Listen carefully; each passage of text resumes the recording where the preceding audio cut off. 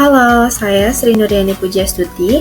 Di sini akan membahas mengenai organizational level dalam SAP, yaitu struktur penting yang digunakan untuk mengatur proses bisnis di perusahaan. Dalam SAP terdapat beberapa level organisasi utama, yaitu Client Company Code, Plant, Storage Location, Sales Organization, dan Purchasing Organization. Jadi yang pertama itu ada klien. Klien adalah level tertinggi dalam SAP yang fungsinya mewakili keseluruhan sistem atau grup perusahaan. Di sini sebagai contoh itu ada contoh kode 100, yang dimana kode tersebut adalah sebuah induk perusahaan, misalnya itu induk perusahaan PT ABC Group yang mewakili banyak anak usaha, dan semua data SAP ada di bawah klien tersebut. Yang kedua, ada Company Code.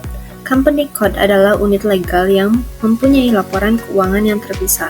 Contohnya di sini ada 1010 yang dimana adalah anak perusahaan atau cabang legalnya dari PT ABC Group yang tadi, yakni adalah PT ABC Jakarta. Dan 2020 adalah PT ABC Surabaya, yang masing-masing bisa memiliki audit keuangannya sendiri. Yang ketiga ada plant. Plant itu seperti pabrik, gudang, atau tempat servis dari suatu perusahaan, yakni lokasi operasional di mana produksi, penyimpanan, atau distribusi dilakukan. Biasanya digunakan untuk material management dan sales and distribution. Sebagai contohnya di sini ada JK01, yakni pabrik di Jakarta, dan BD01, yakni gudang di Bandung. Yang ketiga ada storage location, yakni area fisik dalam plant untuk menyimpan barang seperti rak atau ruang gudang di dalam pabrik untuk mengelola stok secara rinci. Sebagai contoh di sini ada SL01 untuk gudang bahan baku dan SL02 untuk gudang barang jadi. Selanjutnya ada Sales Organization, yakni unit yang bertanggung jawab untuk menjual produk ke pelanggan, yang fungsinya untuk menentukan strategi penjualan, harga, dan wilayah. Contohnya itu seperti divisi penjualan atau tim salesnya. Nah, di sini ada contoh kodenya, yaitu SO10 penjualan domestik dan SO20 untuk penjualan internasional. Selanjutnya ada Purchasing Organization, yakni unit yang mengatur pembelian barang atau jasa dari vendor yang fungsinya untuk mengelola proses pengadaan.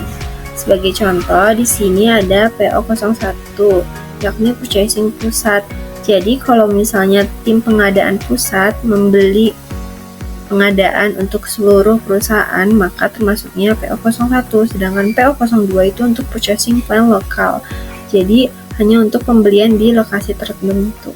Baik, kalau tadi kita sudah membahas mengenai struktur organisasi SAP, nah sekarang saya Siti Umayyah akan membahas mengenai master data. Nah sebelum itu kita kenalan dulu nih master data itu apa. Nah, master data ini merupakan data yang bersifat tetap dan digunakan berulang kali dalam sistem SAP. Nah, master data ini penting karena digunakan oleh berbagai modul dan sifatnya ini saling terhubung. Nah, contohnya seperti apa sih master data ini? Yang pertama itu ada material master. Nah, material master ini berisi informasi barang seperti nama, stok, dan juga harga. Nah, yang kedua itu ada customer master. Nah, customer master ini berisi data pelanggan seperti alamat dan juga metode pembayaran. Dan yang ketiga ada vendor master, yakni berisi informasi pemasok. Nah, jadi intinya tuh master data ini sangat penting ya, karena kesalahan di sini itu bisa berpengaruh ke banyak proses.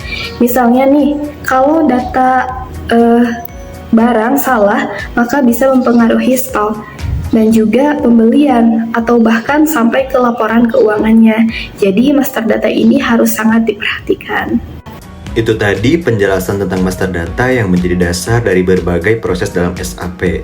Nah, setelah memahami data yang bersifat tetap, sekarang kita akan masuk ke jenis data lainnya, yaitu data yang muncul dari aktivitas bisnis sehari-hari. Untuk lebih jelasnya, saya Fadil Irmana Putra untuk menjelaskan tentang transactional data dan perbedaan dengan master data.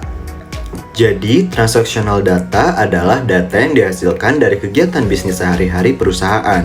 Ini adalah data yang sifatnya dinamis, artinya terus berubah seiring adanya aktivitas baru di sistem. Misalnya, saat ada proses penjualan, SAP akan mencatat transaksi seperti sales order, dokumen pesanan dari pelanggan, delivery, proses pengiriman barang, invoice, pencatatan tagihan atau faktur, dan juga payment jika pelanggan melakukan pembayaran. Atau dalam proses pembelian, SAP akan mencatat transaksi seperti purchase order, good receipt, penerimaan barang, invoice receipt, tagihan dari vendor. Nah, semua aktivitas ini menghasilkan transactional data. Data ini sangat penting karena mencerminkan kegiatan aktual yang terjadi dalam bisnis seperti menjual, membeli, mengirim, atau menerima barang. Sekarang, mari kita bandingkan dengan master data. Master data adalah data yang tetap atau jarang berubah, seperti data produk, data pelanggan, atau data vendor. Ini adalah fondasi dari semua proses dalam SAP. Sementara transactional data adalah data yang baru dan spesifik untuk setiap transaksi. Tanpa aktivitas, data ini tidak ada. Contoh sederhananya, jika master data, data pelanggan bernama toko A, alamatnya, dan cara pembayarannya. Jika transactional data, pesanan dari toko A tanggal 1 Juli 2025 sebesar 10 juta rupiah. Ini dicatat sebagai sales order dan invoice di sistem. Jadi, bisa disimpulkan, master data bisa dipakai berulang kali, sedangkan transactional data tercipta karena adanya proses atau kejadian bisnis. Hubungan keduanya saling mendukung, transaksi tidak bisa terjadi tanpa master data, tapi master data akan terus digunakan dalam banyak transaksi. Oleh karena itu, menjaga akurasi master data dan mencatat transactional data dengan benar adalah hal yang sangat penting agar seluruh proses bisnis di SAP berjalan dengan lancar dan efisien. Nah, jadi itulah gambaran lengkap tentang transactional data dan perbedaannya dengan master data. Keduanya saling melengkapi dan sangat penting agar proses bisnis berjalan lancar di SAP. Untuk merangkum dan menutup sesi ini, saya serahkan kepada Jose Elio Parhusip yang akan menyampaikan ringkasannya. Terima kasih. Untuk slide terakhir, yaitu kesimpulan. Struktur organisasi ibarat fondasi data dan menyediakan konteks dan aturan. Menentukan siapa yang melakukan apa dan di mana. Contoh, plan company code, sales orang. Yang kedua, master data ibarat fondasi data dan digunakan sebagai dasar dalam setiap proses. Data inti yang bersifat tetap dan digunakan berulang kali, contoh data pelanggan, material, dan vendor. Dan yang terakhir yaitu data transaksi, atau bisa juga diibaratkan aktivitas harian dan dihasilkan dari proses bisnis. Data yang dinamis yang tercipta dari setiap kegiatan bisnis, contoh sales order, invoice, dan good receipt. Lalu bagaimanakah ketika terhubung?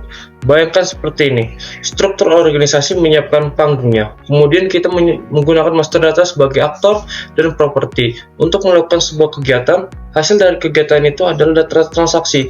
Hubungan inilah yang membuat SAP sangat kuat karena semuanya terintegrasi. Kita mendapatkan efisiensi akurasi data yang lebih baik dan kontrol penuh atas proses bisnis. Intinya, ketiga komponen ini sangat bekerja sama untuk memastikan perusahaan dapat beroperasi dengan lancar dan teratur. Sekian dari kelompok kami, terima kasih.